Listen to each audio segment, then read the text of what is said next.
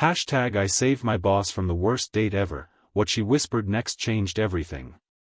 I never imagined myself as anyone's knight in shining armor, especially not for Vivian Clarke, the fierce, demanding CEO of Horizon Media who struck fear into the hearts of everyone at the office. To the entire company, she was the Ice Queen, brilliant but cold, efficient but distant. Working as her executive assistant for 3 years had taught me to anticipate her needs, manage her schedule with military precision, and always keep my personal feelings locked away. Until that rainy Friday night changed everything between us. The day had started like any other.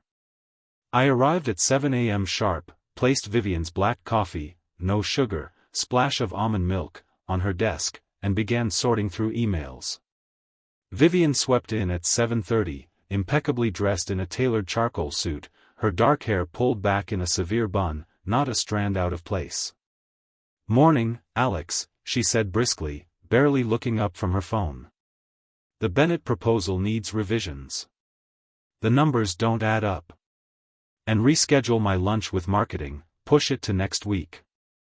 I have a personal appointment today."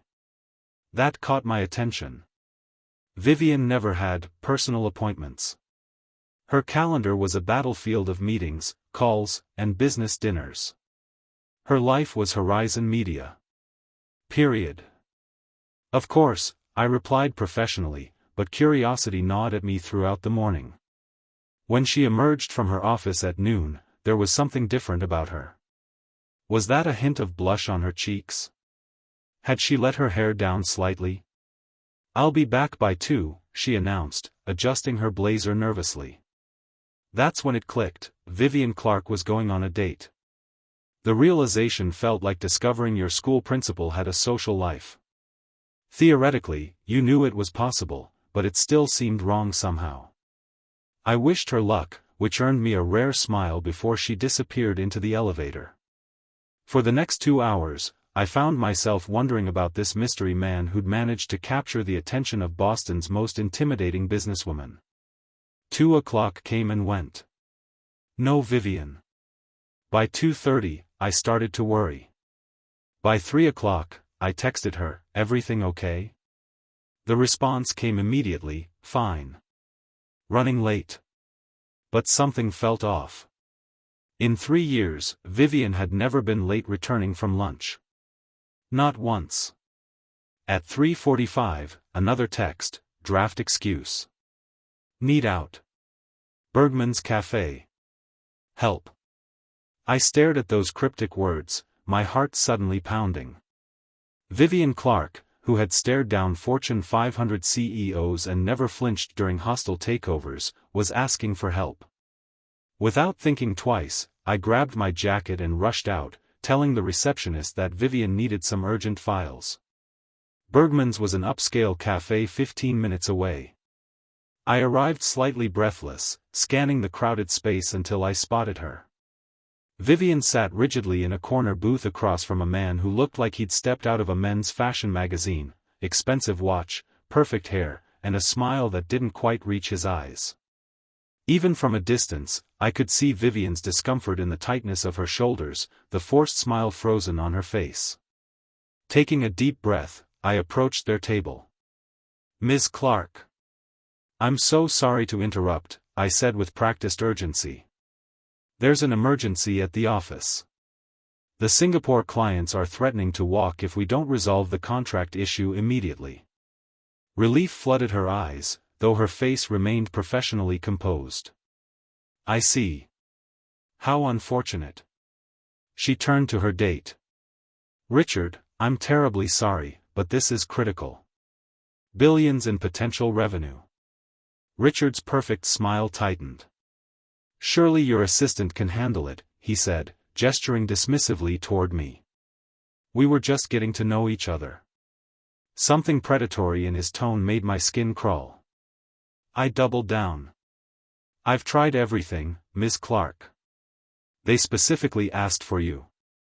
The call is set up in the conference room, waiting." Vivian stood up, gathering her purse. "I apologize, Richard. Business calls." As we walked away, I felt Richard's cold stare burning into my back. Outside, the moment the cafe door closed behind us, Vivian exhaled deeply, her professional mask crumbling. "Thank you, Alex," she whispered, vulnerability replacing her usual commanding tone. "That was..." She shuddered slightly. That man was not who he presented himself to be online. We started walking, no particular destination in mind. Rain began to fall lightly around us, but neither of us moved to hail a cab. "Do you want to talk about it?" I asked carefully, still processing this new, vulnerable version of my boss. She hesitated, then nodded. "Richard Blackwood. Successful investment banker, according to his profile. Charming in messages. But in person..." She shook her head. "He spent the first 30 minutes talking about himself, then the next 30 explaining how my company's marketing strategy was completely wrong. When I disagreed, he called me adorably misguided." Her voice dripped with disdain. I winced. Anyone who calls the woman who increased Horizon's market share by 40% misguided clearly isn't worth your time. That earned me a surprised look, followed by a genuine laugh, a sound I'd heard so rarely it seemed almost foreign coming from her. When I tried to end the date early, he became insistent. Said he'd invested his valuable time and expected a proper lunch. Then he ordered for me without asking what I wanted. By now, the rain was falling harder. We ducked under a nearby shop awning, standing closer than we ever had at work. I caught the subtle scent of her perfume, something elegant with notes of jasmine. "The worst part," she continued. I sat there taking it. Me. I've destroyed careers of men who've spoken to me with less condescension. Yet there I was, smiling politely, calculating how to escape without creating a scene. She looked genuinely bewildered by her own behavior. "Dating brings out strange dynamics in all of us," I offered. "It's different from business." Vivian studied my face with newfound curiosity. "You've never seemed intimidated by me, Alex. Even when I'm at my worst." The observation caught me off guard. "I respect you," I said honestly. "That's different from fear. You're demanding because you expect excellence, from yourself first, then everyone else." She smiled softly, rain dripping from the awning around us, creating a private world in the middle of downtown Boston. "And what about you? Why aren't you out there dating instead of rescuing your tyrannical boss on a Friday afternoon?" "I date," I defended myself, feeling heat rise to my face. "Sometimes. When work allows. Which is never, because I'm a workaholic who expects everyone else to be one too," she finished, surprising me with her self-awareness. A moment of silence stretched between us, filled only by the sound of rainfall and distant traffic. Something was shifting, invisible walls crumbling. "We should get back to the office," I finally said, though without much conviction. Vivian checked her watch. "It's after 5. The day's essentially over." She paused, seeming to debate something internally. Would you like to get a drink?" "Not as boss and assistant. Just as two people who've had a strange day." The invitation hung in the air between us, loaded with implications. Professional boundaries, workplace dynamics, 3 years of carefully maintained distance, all suddenly in question. The smart answer was no. The safe answer was no. "I'd like that," I heard myself say. We found a quiet bar a few blocks away, tucked into a corner booth. One drink turned into 2, and somehow, the formidable Vivian Clarke began telling me about growing up with 4 brothers in a small Massachusetts town, about her father's hardware store, about being the first in her family to go to college. I shared stories of my own childhood dreams of becoming a writer before pragmatism led me to business school. "You're good with words," she observed. "Your emails are always perfect." "I've noticed." "You've noticed my emails?"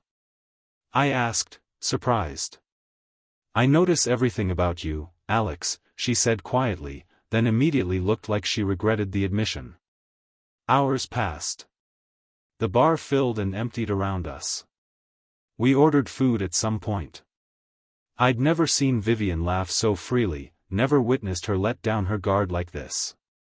She was still brilliant, still intense, but warmer, more human than I'd ever imagined. As midnight approached, we finally decided to call it a night. Outside, the rain had stopped, leaving the streets glistening under streetlights. I offered to hail her a cab. "Always taking care of me," she murmured, standing close enough that I could feel the warmth of her presence in the cool night air. "It's my job," I replied automatically. "Is that all it is?" Her eyes searched mine with an intensity that made my heart race. Before I could formulate a response, her cab arrived. As she opened the door, she turned back to me, hesitating. Then she leaned close, her lips near my ear. "I've been falling in love with you for 2 years," she whispered, her voice barely audible. "I just never had the courage to admit it, not to you, not even to myself."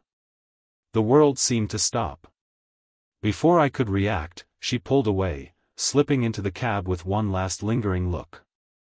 I stood frozen on the sidewalk, watching the taillights disappear around the corner, her whispered confession echoing in my mind. Monday morning arrived with a knot of anxiety in my stomach. I'd spent the entire weekend replaying that moment, those words, wondering if I'd imagined them, wondering what would happen next. I arrived early as usual, preparing Vivian's coffee, organizing her schedule, trying to act normal while my heart threatened to pound out of my chest. When she arrived, something had changed. Gone was the severe bun, replaced by soft waves framing her face. Her usual armor-like suit had been swapped for a dress that was still professional but somehow softer. She smiled when she saw me, not her tight professional smile, but the real one I'd glimpsed Friday night. "Good morning, Alex," she said, accepting the coffee. "Could I see you in my office, please?" I followed her, closing the door behind us as requested. She didn't sit behind her imposing desk as usual but gestured to the small seating area by the window. "About Friday night," she began, her professional composure wavering slightly. "I put you in an uncomfortable position. I apologize for that. If you want to request a transfer to another department, I would understand completely. Is that what you want?" I asked carefully. "No," she admitted, meeting my eyes. "But I recognize the power imbalance here. I'm your boss." What I said was inappropriate, regardless of how I feel. I took a deep breath. "Vivian, before you were my boss, before Horizon Media, I saw you speak at a business conference 5 years ago. You were brilliant, passionate, fearless. I applied for this job specifically to work with you. Not for you, with you." Surprise registered on her face.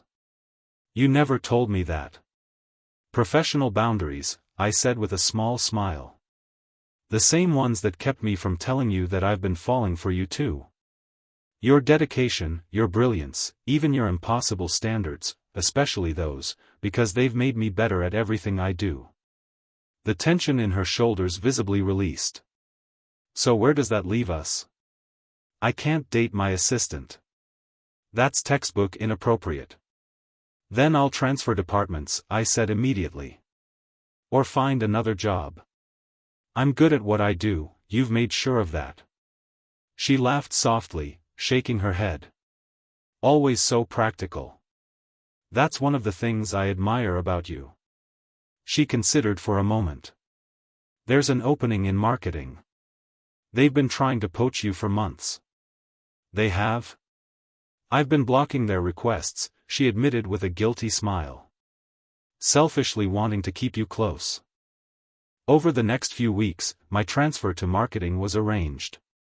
Vivian and I maintained strict professionalism at work, but outside the office, we began the delicate dance of getting to know each other in this new context. Our first official date was nothing like her disaster with Richard. We talked for hours, the conversation flowing effortlessly between work passions, childhood memories, and dreams we'd never shared with anyone else. 6 months later, at a company event, we finally went public with our relationship. There were raised eyebrows, of course, whispers about favoritism despite my lateral move to a different department. But those who worked closely with us saw the truth: two people who challenged each other, respected each other, and brought out the best in each other. A year to the day after I'd rescued her from that terrible date, we stood in the same spot under that shop awning where something had first shifted between us. The rain fell around us just like before, creating that same private world. "You saved me that day," she said softly, taking my hands in hers. "Not just from Richard, but from myself. From the walls I'd built, the person I thought I needed to be to succeed." "You saved me too," I replied. "From playing it safe, from watching life happen instead of living it." She smiled, that real smile that still made my heart skip. Who would have thought the worst date of my life would lead to the best relationship I've ever had? As the rain fell around us, I realized that sometimes, the most life-changing moments come disguised as ordinary days. A bad date. A rescue mission. A whispered confession in the dark. And sometimes, finding the courage to cross the lines we've drawn for ourselves leads us exactly where we're meant to be. If you've enjoyed this journey of unexpected love and courage, hit that like button to help others find this story too. And don't forget to subscribe for more tales that remind us how life's biggest disappointments can sometimes lead to our greatest happiness. Until next time, remember that the words that change everything are often whispered in our most vulnerable moments.